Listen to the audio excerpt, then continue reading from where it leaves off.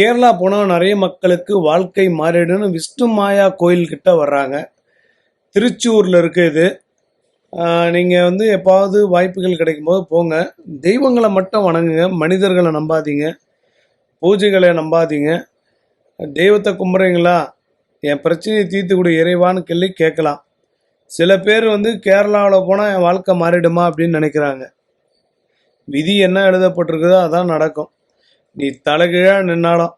ஏன்னா மனிதனுக்கு ஒரே மாதிரி மனநிலை வருவதற்கு வாய்ப்பே இல்லை. வெறும் சந்தோஷம் மட்டுமே இல்லை, தெரு தெருவா கோயில் கோயிலாக சுற்றுற மக்கள் இன்றைக்கும் ஆயிரக்கணக்கான பேர் இருக்காங்க. பல ஸ்டேட்லேருந்து இந்த திருச்சூரில் இருக்கக்கூடிய கோயிலுக்கு வர்றாங்க. விஷ்ணு மாயா கோயில், குட்டிச்சாத்தான் கோயில்னு வாங்க. குட்டிச்சாத்தான்னு பாதி பேர் பயப்படுவாங்க. ஆனால் இது குழந்தை மாறி அப்படின்னு சொல்கிறாங்க இங்கே இருக்கிற மக்கள்லாம். கேரளாவில் கூட பார்த்தீங்கன்னா சில பேர் நேர்மையாக இருக்காங்க, சில பேர் ஃப்ராடு பண்ணுறாங்க. இங்கேயும் ஆன்மீகத்தை வியாபாரமாக்கக்கூடிய குரூப் நிறைய இருக்குது. அவங்க கோயில் வச்சுக்கிற வீடு போய் பார்த்தீங்கன்னா அரண்மனை மாதிரி கட்டி வச்சுருக்காங்க நடிகர்களை வச்சு.